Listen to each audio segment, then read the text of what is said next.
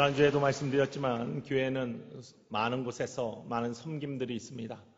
매주 꽃꽂이로 제단을 장식하는 그러한 아름다운 손길도 있고, 지난주에는 일주일 내내 새벽 4시 넘어서부터 나와서 우리 로덴 카페를 위해서 섬겼던 장로님들, 또 많은 성도님들이 계십니다. 화장실을 매일 청소하시는 분도 계시고요.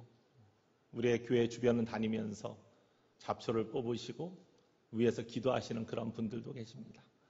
이런 분들이 함께 모아져서 하나님에게 의한 성전의 아름다움을 이어가는 축복의 공동체가 되는 줄 믿습니다. 물론 상급은 하늘에 쌓이고 하나님이 축복하실 줄 믿지만, 우리는 격려의 박수로 함께 보내기 원하고, 더 많은 사람들이 이러한 주님의 일에 함께하고 그 속에서 주님 주시는 기쁨을 누리는 축복의 사람들이 되기를 주님으로 간절히 소망합니다. 우리 격려의 박수 한 번씩 주시기 바랍니다.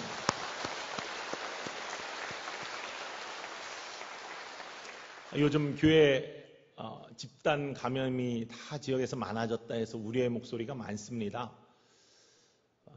교회는 우리 동떨어져 있는, 사회와 동떨어져 있는 그러한 공동체가 아니라, 교회는 그의 몸이니 만물 안에서 만물을 충만케 하시는 자의 충만함이니라. 교회는 사회에 선한 영향력을 주어야 되는 곳이 되어야 됩니다. 예수 그리스도의 향기를 바라는 곳. 사회가 교회를 걱정하는 것이 아니라 교회가 사회를 아름답게 만들고 선한 영향력을 줄 수 있는 곳. 그렇기 때문에 사회적 책임을 갖고 있는 우리들은 코로나를 이기기 위해서 최선을 다해야 되고요. 방역에 최선을 다해 힘써야 됩니다. 여러분들 교회 성전에 들어올 때마다 그런 마음으로 방역 철저하게 수칙을 준수해 주시고, 또 예배 속에서 하나님이 주시는 위로와 능력을 경험할 수 있기를 간절히 소망합니다. 앞에 서서 설교하는 담임 목사님 왜 마스크 안 하느냐라는 소리를 지금까지 한 번도 들어보지는 못했지만, 마음속으로 그런 생각도 하시는 분이 계실 겁니다. 저도 가끔 그렇게 방역을 강조하면서 왜 TV 속에 나오는 아나운서들은 마스크를 안 하고 방송을 하지? 그리고 무슨 기념식 같은 거 할 때 강사들 나와서 하는 거 보면 전부 다 마스크를 안 쓰고 하네? 이러한 생각들을 합니다. 하지만 하나님이 함께 하시는 놀라운 은혜 가운데 우리 마스크 안 쓴 거에 대해서 양해해 주시고, 하나님 말씀 담대하게 선포할 수 있도록 늘 기도해 주시기를 주님의 이름으로 간절히 소망합니다. 여러분들 교회 나오시는 이유가 뭡니까? 여러분들이 이 자리에 계신, 예배 자리에 계신, 예배 자리에 있게 하신 그러한 원인이 무엇일까요? 여러분들 교회 안에 여러분들이 지금 들어와서 성전에 계십니다. 내가 왜 이곳에 있나 생각해 보신 적 있습니까? 주일이니까, 예배 시간이니까, 항상 그래 왔으니까, 아니면 내 발이 이렇게 움직여져서 내가 가고 싶었으니까, 아니면은 내가 직책을 맡아서 책임감이 있으니까. 정말로 여러 원인들이 있고 이유들이 있을 겁니다. 그러나 우리가 교회에 나오는 이유, 그리고 교회에 있는 이유, 교인인 이유, 특별히 예배 자리에 있는 이유, 그 이유에 가장 중요한 것은요, 다른 무엇보다도 하나님께서 여러분을 존귀히 여기시기 때문입니다. 하나님이 여러분을 사랑하시기 때문입니다. 하나님이 여러분을 불러주시기 때문입니다. 오늘 존귀히 여기시는, 우리를 존귀히 여기시는, 저와 여러분을 존귀히 여기시는, 여러분 한 사람 한 사람을 귀하게 여기시는 하나님의 은혜를 이 시간 마음속에 새기시고 다시 한번 깨달을 수 있는 은혜의 시간이 되시기를 주님의 이름으로 간절히 소망합니다. 제가 수년 전에 미국에 있다가 한국에 들어와서 어떤 이야기 자리가, 모임 자리가 있었습니다. 주요 일간지 기자들이 있었던 자리인데요. 함께 만나서 이야기를 한 적이 있습니다. 그 중에 유력 일간지의 종교부를 담당하고 있는 그러한 기자분이었는데, 그분이 이렇게 이야기하다가 굉장히 교회에 대해서 비판적으로 이야기를 하면서 한국 교회의 문제점, 그러면서 더 크게는 기독교의 문제점이 뭐냐라고 이야기를 시작하더니 한국 기독교의 문제점, 기독교 전체 문제점은 사람들에게 죄의식을 심어줘서 죄의식 때문에 사람들에게 삶의 고통과 멍해를 안겨주고 그 고통과 멍해를 풀고 혹은 감하기 위해서 주일마다 교회에 나와서 말씀이라는 약을 먹고 그 약 때문에 고통이 완화되어서 한 주간을 살아가는 그러한 사이클의 반복에 그러한 일들을 하는 폐해를 주었다. 이렇게 주장을 하는 겁니다. 속에서 얼마나 열불이 났는지 알 수 없지만 거기에서 싸울 수는 없고 그래서 단호하게 몇 마디만 했죠. 죄의식은 심어주는 것이 아니라 우리가 하나님 앞에 지은 죄 때문에 느끼는 것이고 우리는 모두는 하나님 앞에 죄인이기 때문에 고통과 멍해가 결과적으로 나타난 것이고 교회는 고통과 멍해를 완화시켜주는 그런 고통 클리닉 같은 통증 클리닉 같은 역할을 하는 것이 아니라 그 고통과 멍해를 온전히 회복시켜 주시는 하나님의 은혜를 만나는 곳이다. 여러분 지금 말씀을 들으면서 혹시 교회는 내가 삶의 짐을 지고 있는데 와가지고 말씀 듣고서 위로받고 한 주간 힘내가지고 그냥 살다가 또 힘들면 교회 와서 말씀 듣고 위로받고 한 주간 고통 잊고 살아가는 그러한 통증 클리닉 정도로 그래서 교회는 병도 주고 약도 주는 그런 곳 정도로 생각했다면 이 시간 하나님 앞에 회개하시기 바랍니다. 왜냐하면요 하나님의 말씀은 그 이상의 능력이 있습니다. 하나님의 말씀은 우리를 완전히 변화시키는 능력이 있습니다. 그저 고통을 완화시켜 주시는 그래서 칼 막스가 이야기한 것처럼 종교는 인민의 아편처럼 사람을 몽롱하게 만들어서 세상을 살아가는데 그냥 세상의 고통을 잊고 불평 불만 없이 살아가게 만드는 그런 모습이 아니라 우리의 죄 때문에 일어난 모든 삶의 짐들과 하나님으로부터 멀어졌던 그러한 모습들이 회복되어서 온전한 하나님의 자녀로서 삶을 살아가게 하는 능력에 있는 말씀과 하나님과의 영적 소통을 이루어가는 예배 자리를 통해서 우리는 온전한 회복이 이루어지는 축복의 사람들로 부름받았다는 사실을 꼭 기억하시기를 주님의 이름으로 간절히 축원을 드립니다.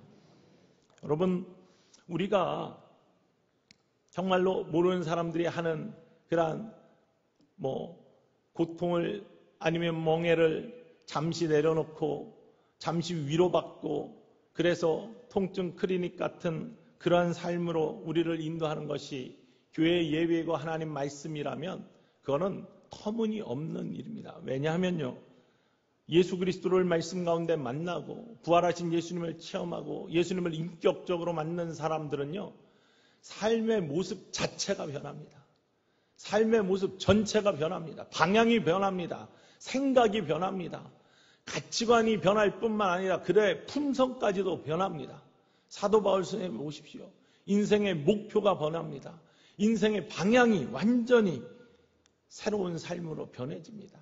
이런 근본적인 변화가 우리 구주 예수 그리스도를 만남, 하나님의 말씀, 바로 주님의 성전, 교회를 통해서 예배를 통해서 이루어진다는 사실을 꼭 기억할 수 있고 마음속에 새겨야 됩니다. 그것을 믿고 이전에 나올 때 하나님께서 우리의 삶을 그렇게 인도하실 줄 믿습니다. 우리들은요 하나님께서 정말로 귀하게 창조하신 하나님의 작품입니다. 사람의 가치를 어떻게 따지느냐, 왜 우리가 존귀하냐라는 것을 고백할 때 우리는 사람의 눈으로는 이렇게 가치를 매깁니다.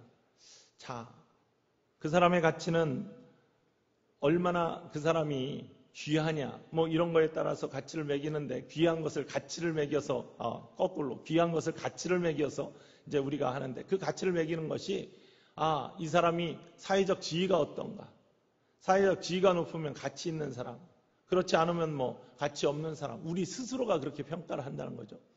연봉을 많이 받으면 저 사람은 귀한 사람인가 보다, 가치 있는 사람. 연봉이 적으면 가치 없는 사람. 아니면 사회의 기능, 어떤 부분에서 크게 기여하는 사람은 가치 있는 사람, 그런 기여함이 없으면 가치 없는 사람, 이게 인간이 보는, 사람이 보는 가치의 기준입니다. 근데 하나님이 보시는 사람의 가치는 어떠할까요? 우리가 마지막에 심판대 앞에 설 것인데 하나님이 우리를 바라보실 때 정말로 귀한 존재, 가치 있는 사람, 어떤 사람이 그렇게 귀하게 하나님의 눈에 들어올까요? 그것은 단 한 가지 기준밖에 없을 겁니다. 정말 귀한 사람, 가치 있는 사람은 우리 구주 예수 그리스도의 보혈의 피로 죄사함 받고 흰 옷 입어 구원의 사람으로, 영원한 생명의 사람으로 회복된 하나님의 백성, 귀한 사람. 그렇지 못한 사람, 멸망의 폭으로 떨어지는 사람, 안타까운 사람, 이렇게 나눠질 겁니다. 여러분 모두 영생을 얻은 하나님께서 주시는 영원한 생명의 소유자들, 구원받은 하나님의 축복의 백성이 되기를 주님의 이름으로 간절히 소망합니다. 야곱아, 너를 창조하신 여호와께서 말씀하시느니라. 이스라엘아, 너를 지으신 이가 말씀하시느니라. 오늘 본문 말씀에 이렇게 나와 있습니다. 물건의 가치를 우리가 생각해 볼 때, 물건의 가치를 따질 때 여러 가지 기준들이 있습니다. 첫 번째는 재료이죠. 재질. 무엇으로 만들어져 있나. 물론 금으로 만들어진 거 가치 있겠죠. 보석으로 만들어진 거, 다이아몬드가 박혀 있고 이런 거 가치 있는 겁니다. 비싸게 팔립니다. 소중하게 여깁니다. 그런데 때로는 그것이 귀한 금이나 보석이 아니어도 가치 있게 여겨지는 것들이 있습니다. 고려 청자라든지 이조 백자라는 거, 물론 오래되었고 아름다운 빛깔이 나고 존귀하게 보이기 때문이기도 하지만 흙으로 만들었지만 그것이 주는 그러한 강렬한 아름다움 때문에 그것은 가치 있게 여겨지는 것이죠. 재질만이, 재료만이 그것을 가치 있게 만드는 것은 절대 아니죠. 뿐만 아니라 어떤 물건의 가치는 누가 만들었냐에 따라서 또 달라집니다. 평범한 사람이 만든 것과 정말 위대한 장인이 만든 것은요, 비슷해 보이지만 가치가 다릅니다. 그림도 마찬가지죠. 아무리 모작해서 비슷하게 그려졌다 하더라도 그것이 정말 위대한 화가, 피카소라든지 렘브란트라든지 이런 화가들에 의해서 그려진 것, 원작, 이게 정말로 귀한 것이고, 그렇지 않은 것들이 그보다 덜한 가치를 갖고 있어요. 누구에 의해서 그려지고 누구에 의해서 만들어졌는지. 뿐만 아니라 요즘 옷 같은 것은 어떤 상표가 붙었냐에 따라서 또 달라지죠. 비슷한 재질과 비싼 디자인으로 이렇게 만들어진, 또 우리나라 디자인들이 얼마나 세계적으로 선풍을 일으키고 또 앞서가는지 알 수 없는데, 그런 상표들, 그러나 그 디자인과 만들어진 재질보다도 거기에 어떤 상표가 붙어 있느냐에 따라서 가치가 달라집니다. 시장에서 팔리느냐, 백화점으로 들어가느냐, 상표의 모습에 따라서 달라지는 거죠. 이런 여러 가지 가치의 기준들이 있습니다. 일종의 명품이라고 알려진 것은 재질도 좋아야 되고요, 만든 사람도 유명해야 되고, 또 디자이너 자체가 장인이 있어야 되는 것이고, 또한 그것에 붙어있는 상표도 정말로 잘 알려진 유명한 것이어야지 정말 가치 있는 명품이라고 여겨지죠. 가방을 예를 들면 샤땡 무슨 똥 이런 것들이 다 명품이라고 하는데, 그래서 명품과 짝퉁의 차이점들을 사람들이 그렇게 이야기하잖아요. 명품은 귀하게 여기고 짝퉁들은 귀하게 여기지 않기 때문에 명품과 짝퉁을 눈으로 보기에는 비슷한데 어떻게 구분하냐? 갑자기 소나기가 쏟아지면은 짝퉁은 머리 위로 올라가고 명품은 가슴 품 안으로 들어가요. 보호하고. 커피숍에 들어갔을 때 명품은 무릎 위에 고스란히 올려지고 짝퉁들은 옆에 걸려 있거나 땅바닥에 내려져 있으면 그건 짝퉁이다. 가치와 존귀하게 여겨지는 것이 다르다. 우리들의 모습은 어떠합니까? 우리들은 누가 만들었습니까? 우리들은 어떻게 창조되었습니까? 물론 재질은 흙으로 하나님이 우리를 빚어주셨어요. 그런데 흙으로만 빚은 게 아니에요. 그 코에 하나님께서 생기를 부어 넣어주셨어요. 히브리 말로 루하흐는 영이라는 뜻도 있고 바람이라는 뜻도 있고 하나님의 숨결이란 뜻도 있습니다. 하나님께서 우리에게 하나님의 호흡, 하나님의 바람, 하나님의 영을 불어넣어 주셔서 생명이 되게 하셨다. 영적으로 살아있는 존재가 되게 하셨다라는 것이 창세기 2장에서 고백하는 우리들의 창조의 모습입니다. 먼저 우리들을 만드신 분이 하나님이시라는 것. 놀라운 하나님의 창조의 작품. 그리고 만드신 다음에 우리를 보시고 어떻게 하셨어요? 보시기에 힘이 좋으셨어요. 하나님 만드신 분이 만족했어요. 보통 도자기를 굽는 사람들이 남의 눈에는 참 좋고 쓸모있게 만들어진 작품들, 깨는 광경들, 영화 같은 데서 나오잖아요. 자기 마음에 안 들어서 남들 눈에는 저것도 좋은 것 같은데 이 도공은 그것을 마음에 안 든다고 깨요. 그 안에 자기의 혼이 안 들어가 있고 자기의 눈에는 만족이 안 돼서. 그런데 하나님은 우리를 만드시고 나서 보시기에 참 좋았다라고 만족하셨어요. 우리는 그렇게 귀한 존재예요. 그리고 하나님의 형상대로 지음을 받았어요.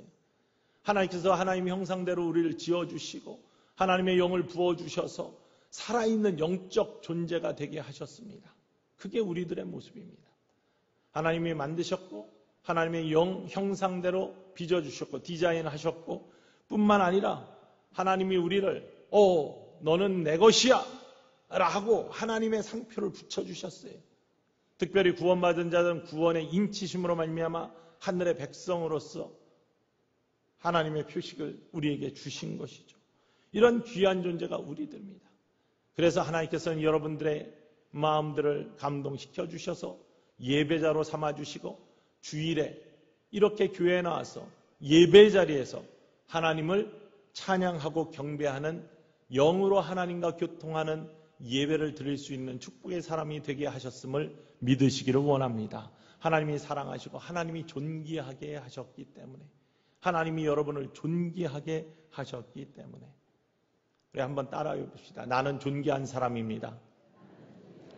하나님이 나를 존귀하게 여기십니다. 여러분, 우리가 하나님께서 그렇게 존귀하게 여기시는 축복의 존재라는 것을 꼭 기억하기를 원합니다. 그런데 두 번째로, 그런 우리가 하나님을 등졌습니다. 그게 죄의 문제입니다. 하나님을 외면했습니다. 하나님과의 말씀을 어겼습니다. 나는 안 그랬는데 아니에요. 그 죄의 모습이 우리에게 이어져 있어요.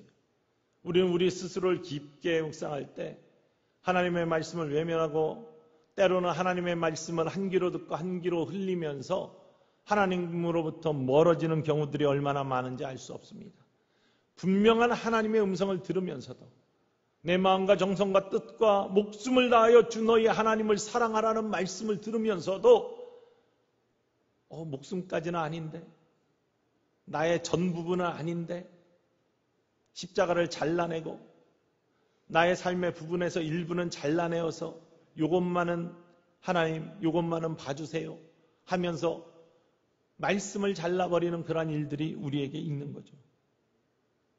그런 모습들이 죄악의 모습으로 우리에게 있어요. 하나님의 형상을 짓밟아버리는, 하나님의 온전함을 짓밟아버리는, 그것을 안타까워하시는 하나님께서 우리를 회복시키시기 원하시는 것이 하나님의 사랑이고 하나님의 뜻입니다. 우리는 십자가를 바라볼 때 늘 말씀드리지만 십자가의 보혈의 능력과 십자가의 능력은요, 죄를 깨닫게 하는 능력, 십자가를 바라보면서 하나님 말씀 들으면서, 그리고 죄를 고백하게 하는 능력, 그리고 죄를 용서하시는 능력, 그리고 죄를 이기게 하시는 능력을 주님의 보혈의 피의 십자가로 말미암아, 하나님 말씀으로 말미암아, 하나님 은혜로 말미암아 우리가 받는 사람들이에요. 그래서 그 이끌림에 순종하고 그 마음을 하나님께 열어드린 사람이 더 존귀하게 하나님께서 지명하여 불러주셔서 구속하여 주시는 놀라운 은혜의 사람이 되는 것이죠. 두 번째 모습, 우리가 존귀한 이유는 바로, 여기에 계신 분들이 존귀한 이유는 바로 거기에 있습니다. 하나님께서는요, 여러분을 특별히 사랑하셔서 먼저 불러주신 거예요. 여러분을 지명하여 불러주신 것입니다. 여러분을 사랑하시기 때문에, 여러분이 회복되기를 원하시기 때문에, 여러분이 온전한 하나님의 형상의 사람들로 변화되기 원하시기 때문에, 그래서 여러분들이 구속되어서 온전히 구속함을 받아 하나님의 백성으로 완전히 새로워지기 원하셔서, 거듭나기 원하셔서 여러분을 불러주시는 것이죠. 그래서 우리가 예배 자리에 있는 것입니다. 물론 이미 구속의 놀라운 은총을 경험하고 거듭남을 체험한 사람들은 하나님께 감사의 제사를 드리며 회복된 영으로 하나님과 교통하는 놀라운 은혜의 예배를 드리는 것이고요. 아직 그러한 거듭남의 체험이 없는 사람들은 하나님께서 그렇게 되기를 바라시는 마음으로 이 자리에 있게 여러분을 초대해 주셨다는 사실입니다. 그 자체가 여러분을 귀하게 여기시는 하나님의 증거이고 하나님의 사랑임을 믿으시기를 간절히 소망합니다. 식물과 동물의 차이를 보통 이야기를 할 때 식물과 동물의 차이는 감성과 지성의 차이라고 이야기를 하죠. 식물들이 자라날 때 뭐 이렇게 사랑한다 뭐 하고 물 주고 잘 가꾸면은 더 잘 자라고 뭐 과학적인 어떤 뭐 논쟁이 있겠지만 그런 이야기들 많이 합니다. 동물은 뭐예요? 식물이 없는 지성을 갖고 있는 겁니다.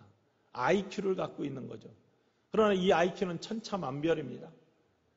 그래서 새들, 특히 뭐 타조처럼 덩치는 큰데 타조도 지능이 굉장히 많이 떨어진다고 그래요. 그래서 치타나 맹수들이 공격하면 순발력이 빠르고 굉장히 100km 이상으로 달릴 수 있는 타조의 능력이 있기 때문에 잘 잡히지는 않는데요. 그런데 갑자기 맹수가 공격하면 타조가 갑자기 순발력 있게 팍 뛰면서 달아나기 시작하는데 한 3초에서 5초 후에는 자기가 왜 뛰고 있는지를 잊어버리는 것이 타조의 IQ랍니다. 그러니까 지능이 낮은 거죠. 그러나 돌고래라든지 원숭이, 아이들보다 더 높은 지능을 갖고 있습니다. 사람 중에서도 지능이 좀 떨어지는 사람들이 있습니다. 여러 가지 이유로 안타깝게. 그러나 동물하고 사람을 비교할 때 돌고래의 지능이 높다고 해서 돌고래보다 사람의 지능이 떨어진다고 해서 사람을 경시합니까? 존귀함이 사라집니까? 아니잖아요. 어떠한 경우에도 생각하지 못하고 뇌작용이 멈춰 있음에도 불구하고 사람은 존귀하게 여겨집니다. 왜 그렇습니까? 그 사람이 존귀한 이유는 그냥 사람이기 때문이 아니라 하나님이 우리를 창조하실 때 하나님의 형상대로 지음을 받게 하셨고 하나님의 영으로 우리를 살아있는 영적 존재가 되게 하셨기 때문이에요. 그런데 그 영의 형상을 잃어버린 것이 죄의 문제예요. 그래서 죄악에 빠진 사람들은 하나님을 온전히 예배할 수 없습니다. 하나님은 영이시니 실영과 진정으로 예배해야지 하나님과 만남이 가능해요. 하나님 영이시기 때문에 공통분모가 있어야 만나는 거예요. 그런데 죄악에 빠져서 하나님을 등진 사람들은 예수를 그리스도라고 고백할 수도 없고 하나님을 아바 아버지라 부를 수도 없고 영이 없기 때문에 하나님의 영이 회복되지 않았기 때문에 그래서 회복된 영으로 하나님께 나아가는 자만이 참된 예배를 드릴 수 있는 거예요. 하나님은 영이시니 in spirit and in truth 영 안에서 진리 안에서 예배하는 자만이 하나님과의 만남, 교통이 있는 참된 예배를 드릴 수 있는 것이죠. 하나님 우리를 그렇게 회복된 영적 존재로 삼으시기 원했어요. 그래서 지명하여 불러주신 것이고 구속하여 주신 것이고 내 것이라라고 선포를 하시는 것입니다. 그 사람들이 모여서 드리는 것이 바로 오늘의 예배이고 여러분들이 그 자리에 앉아있는 하나님의 선택받은 백성이라는 사실을 기억하시기 바랍니다. 이 자리에 있는 이유는, 교회에 있는 이유는 하나님이 여러분을 그렇게 존귀하게 여기시기 때문에, 그렇게 사랑하시기 때문에. 다시 한번 고백합시다. 나는 존귀한 사람입니다. 하나님이 나를 존귀하게 여기십니다. 한 내적 치유를 감당하고 있는, 사역하고 있는 한 분의 그 간증을 들은 적이 있습니다. 꽤 오래전인데 이분이 그렇게 고백을 합니다. 자기는 하나님이 부르주셔서 교회를 잘 다니고 뭐 이렇게 했는데 늘 마음 안에 수치심 같은 것이 꿈틀거리고 있는 걸 늘 어떻게 할 수가 없었다라고 고백합니다. 그 수치심은 자기가 누르고 정말 아까 말씀드린 것처럼 약발처럼 하나님 말씀으로 위로받고 자꾸 누르는데, 기도하면서 자꾸 누르는데 끊임없이 솟아나는 그 수치심, 그것 때문에 언제나 사람들의 눈을 똑바로 바라볼 수 없고 또 많은 사람 앞에서 무엇인가를 하는 것을 주저하고 두려워하고 특별히 화장실을 갈 때 직접 가지 못하고 빙빙 돌아서 가고 뭐 이런 수치심이 있다는 거예요. 그런데 나중에 이제 고백을 하지만 그가 7살 때 남자분인데 공중 화장실을 갔다가 성희롱을 어른한테 당한 적이 있다는 거예요. 그게 수치심으로 그냥 쭉 자리하고 그 안에 특별히 그러한 일 속에 사단이 늘 마음속에 던져주는 것이 내가 잘못한 거야. 내가 잘못해서 그런 일이 생겼어. 그리고 또 한마디 덧붙이는데 야, 그런데 너도 쾌락을 느꼈잖아. 이런 소리를 자꾸 준다는 거예요. 그게 얼마나 수치스러운지 이걸 감추고 싶은데 입으로는 고백할 수 없는 그러한 수치를 감추고 싶은데 쓴뿌리죠. 없어야 될 쓴뿌리들이 마음속에 자리하고 있는 거예요. 이게 삶을 늘 방해하면서 자유를 억압하고 자기의 삶의 그런 안타까운 모습으로 늘 나타남을 바라보면서 그럼에도 불구하고 하나님 말씀 들으면 위로가 되니까 꾹꾹 누르면서 근본의 쓴뿌리를 캐내지는 못하고 늘 누르면서 지냈다는 겁니다. 우리들의 삶에 사람들은 쓴뿌리를 갖고 있습니다. 죄의 근본의 뿌리들을 갖고 있어요. 어떤 사람은요, 예전에 읽은 글에 그런 글들이 나오는데 자기의 쓴뿌리, 자기의 죄악에 대해서 이야기. 초등학교 때 옆에 있는 친구가 미국에서 온 어떤 친척이 미제 연필을 오래된 연필을 한 자루 줬대요.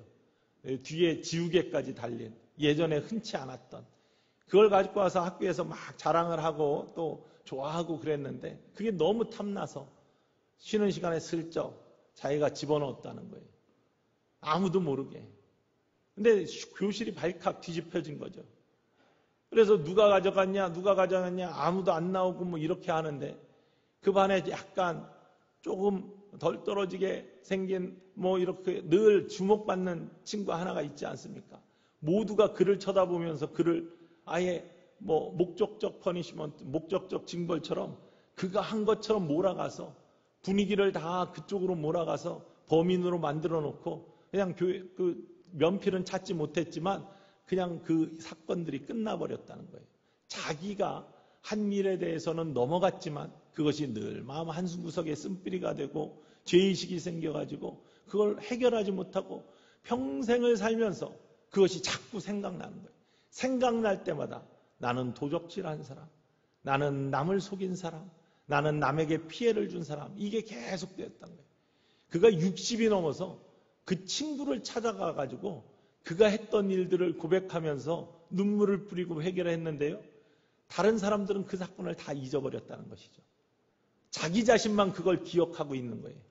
그 죄의 뿌리, 쓴뿌리들이 자기 자신은 괴롭혔지만 남들에게는 아무것도 아닌 것이 되어버린 그 모습을 보면서 글을 쓴 거예요.